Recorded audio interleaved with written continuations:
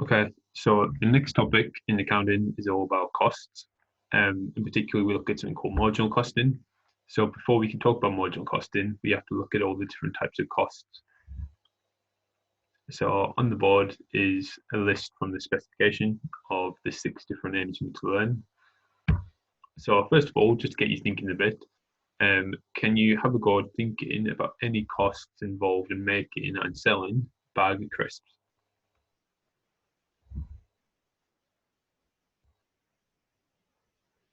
Okay, once you wrote down as many as you can, pause it, and then put some suggestions that you might have got. So stuff like ingredients, delivery costs, a few trickier ones, so rent of the factory in order to make the crisps, the wages of factory workers, the salary of the manager, the electricity, gas, water bill, etc.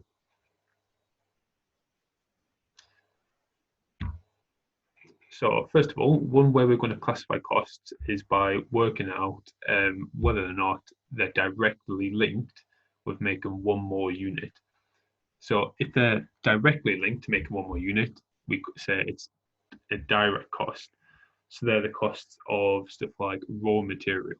So in the last example, stuff like buying more ingredients, that's directly linked to making one more unit, one more bag crisps, you need extra ingredients. If you've got shift workers, you might need one extra shift, so that's a direct link to making one more unit. Indirect are all the other costs, so the costs that aren't linked to making one more unit. So that might be making the units, all of the units, so making all bags crisp. So that could be your rent of the factory. That doesn't contribute to just one unit; it contributes to all the units. It could be the salary of the manager, etc. So can you try and classify your costs into those two items? So direct stuff that's directly linked to making one more unit, and indirect, so costs that aren't linked to one specific unit, but all the units together.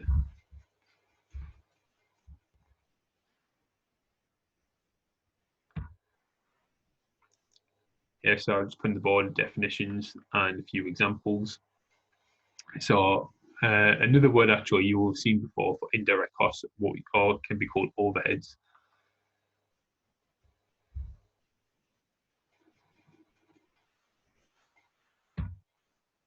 Okay.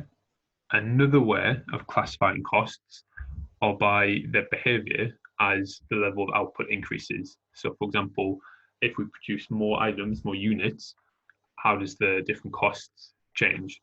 So we've got 4 that we need to know. We've got fixed, stepped, variable, and semi-variable. So we'll start with the easiest one. So fixed costs, that just means that they're the costs that as the level of output increases, as we produce more units, these costs don't change. So for example, that could be the rent of the factory. It could be the salary of the manager. Yeah, if I produce 100 bags of crisps, I still need to pay, I don't know, £1,000 rent. If I produce 200 bags of crisps, I still need to pay my £1,000 rent. The rent doesn't change based on how many bags of crisps I sell. Yeah, so if I was to draw a graph of that, so how we draw the graph, normally we put the output on the horizontal axis, on the x-axis, and the total cost on the y. That should give us just a nice straight horizontal line for the total fixed costs. Yeah, they don't change. Okay, the next one, which links very nicely to fixed costs, are what are called step costs. Now, they're the ones where they're fixed for a large amount of output, and then all of a sudden they jump to another fixed amount. So an example of that could be you're producing bags of crisps.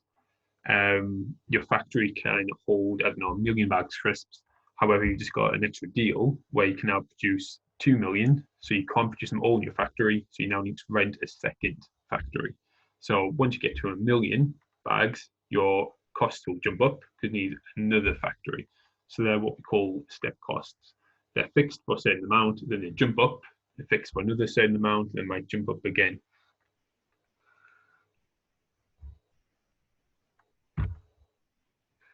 third one we said was variable. So variable costs, these are just costs that are proportional to the number of units we're making or selling. So the classic example is any raw materials. So again, in bagged crisps example, the ingredients would be a variable cost. If I have no ingredients, I've got no cost. If I'm producing 10 bags of crisps, then I need 10 lots of ingredients. 100 bags of crisps, 100 lots of the ingredients. So it's proportional to the number of units I'm making. So you've seen proportional graphs at GCSE Maths. They're just a straight line and they start at zero. So if I've got no units, then I've got no cost. And another example of this could be if you've got employees in a 0 hour contract. If there's not units for them to make, you don't have to pay them. If the more units you have, the more stuff that you need them to make, the more you have to pay them. In that case, a unit would be an hour of their work. And the last one is semi-variable costs. Now, these are any costs that combine a fixed element and a variable element.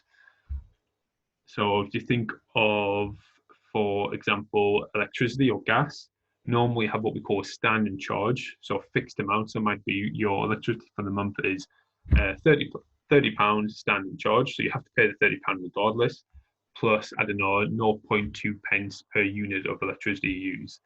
So it starts off at a fixed amount, and then it's a variable based on how many outputs you produce. Another example of this is kind of like a taxi. When you get a taxi, it's a fixed price you have to pay on the meter, then it goes up for every mile your taxi goes. So semi-variable costs are ones that have got a fixed and a variable. So started at a fixed amount and then they're variable. So it's still a diagonal line on the graph, but instead of starting at zero this time, they start somewhere up on the y-axis.